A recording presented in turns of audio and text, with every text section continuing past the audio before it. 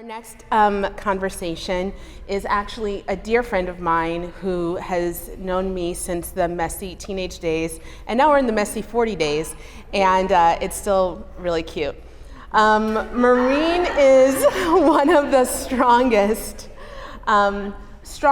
most brilliant women that I know, and also one of the best dressed in Omaha. And so her story is really beautiful, and it's called Confluence. Maureen Grace.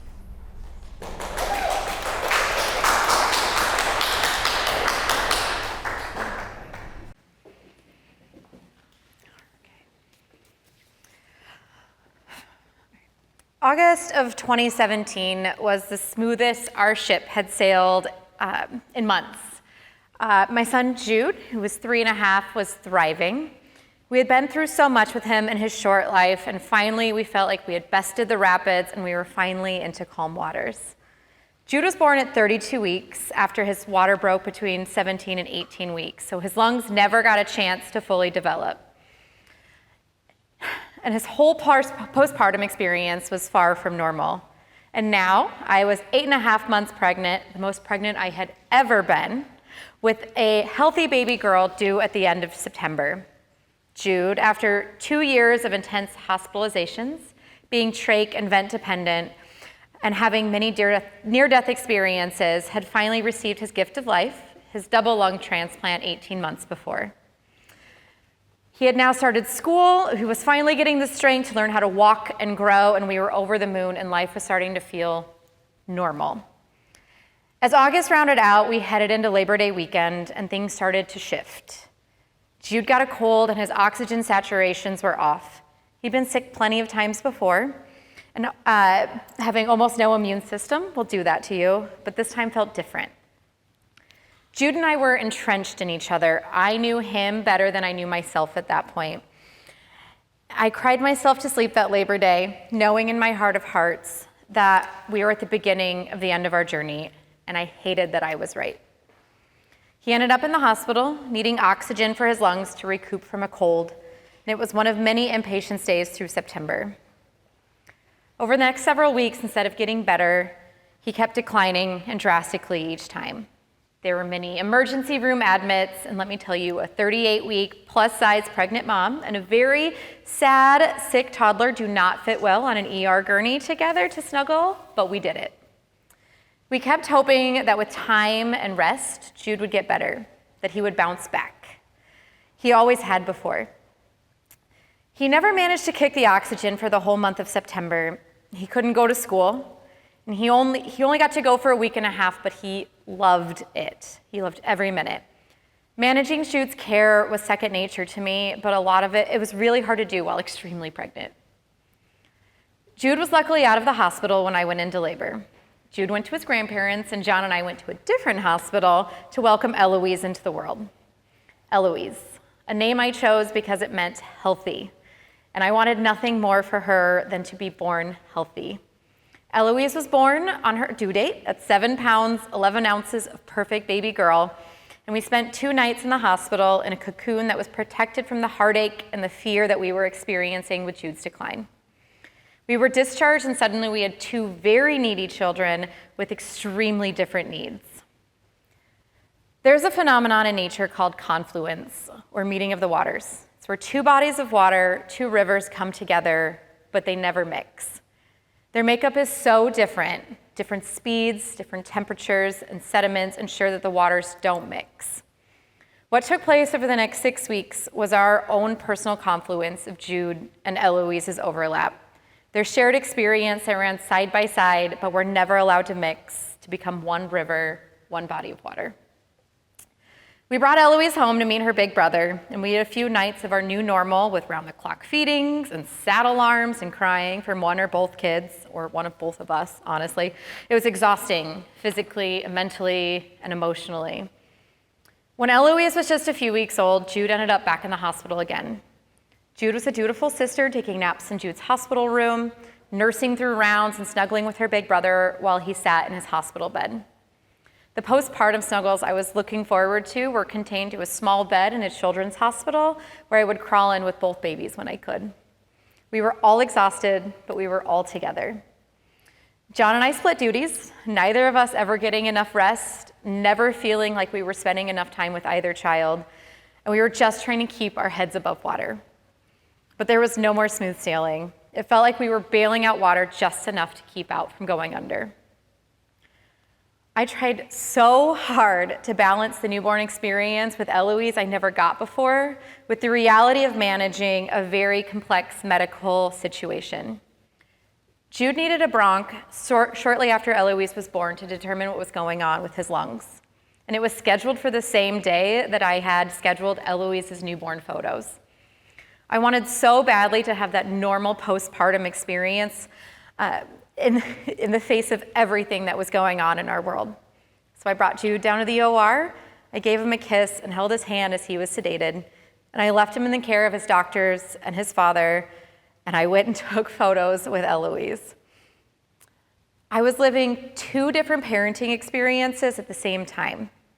We took her photos, and I needed food, so I took myself to Cheddar's, just her and I in the booth, and I was a mess. I was crying alone in the middle of the day in a Cheddar's booth, and my poor server comped my meal through tears because they didn't know what to do with me. But my facade was breaking. The month of October was a blur of Jude's deterioration and Eloise's first weeks of life. Jude kept getting worse and worse, and he had gotten pneumonia from his respiratory illness, and his new lungs and his lack of immune system were not enough to fight it off. The only 2 places I remember being that month were at home with Eloise or in the hospital with Jude, and still Eloise. October ended in despair. Jude had gotten so much worse and was in the PICU for months. We spent Halloween morning, just the 2 of us. We were watching shows, being silly in his Halloween costume, pretending to share my coffee. And he was fine until the next minute when he wasn't. All of a sudden, I watched his oxygen tank from the 90s down to the 50s, and he was crashing hard, and I screamed to get in there, help now. They got to him quick, and got a chest tube in him and stabilized him, but he was never really stable. That night, we decided to intubate him to give him time to rest and heal. I had no idea at the time that it was going to be the last time that I would ever see him awake, the last time he and Jude and Eloise would be together. I would never see him again as him. 2 days later, Jude was on a medical plane back to Texas with his father, and Eloise and I followed on a plane, almost not getting on the plane because she was so new she didn't have a birth certificate. His transplant team wanted him back, and they were trying everything they could to save him. But Eloise was not allowed in the PICU in Texas, and so she was with her grandparents a lot while we were with Jude. 2 rivers, close but never mixing. They tried everything they could, but Jude's lungs were done. They had given him an amazing 21 months, but our time with that gift had come to an end. Just 6 short weeks after giving birth, I was having to make a decision that no mother ever wants to do. I had to let Jude go.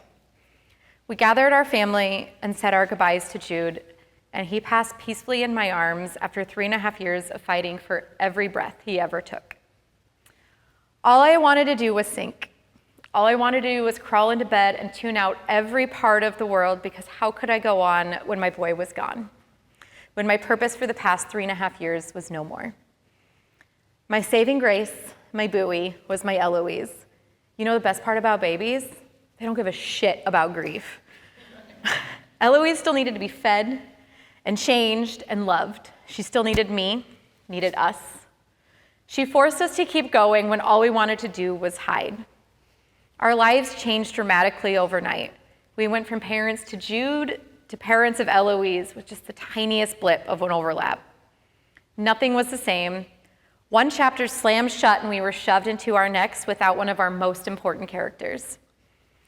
2 rivers that came together for the briefest of times, never getting the chance to mix, only to go their separate ways again. Eloise was a wonderful baby who kept us going, who brought us joy in a time where there shouldn't have been any. She gave me purpose and love and light, and there was no doubt in my mind that Jude planned for her arrival before he left me. He knew I would need her to keep my head above water, to rise again. I could have sank, should have sank, but life threw me the cutest life raft to keep me afloat. My parents also lost a child. My brother Tommy was born 2 years before me and passed that same day, also from poor lungs. 2 more rivers close, but never meeting. My parents received a card from a friend with the following that my dad also shared during Jude's eulogy. And that writes, "We come together for brief, beautiful moments in time. And for a while, time stands still, and all we know is the boundlessness of our love. But then again, as always, time and the world come crashing into our universe once again, and we must leave each other. Yet we are more alive, more nourished, and more loved than before, and we are both grateful. For we know that we have a secret treasure that a few may ever know, and we are content in the knowledge that we will continue to grow, to share, to dream, to love together in other beautiful moments to come in time."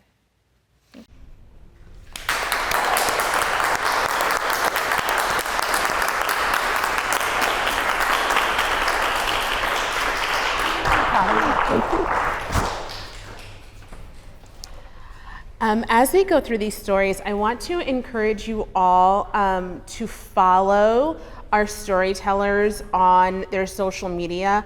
Ricky has a blue check mark, so she's the real deal. I'm still trying to buy mine. Mo has an incredible journey, and you could have followed the journey of Jude's life, and then a lot of things have happened since his passing, and you can follow her incredible story on her Facebook and on her Instagram.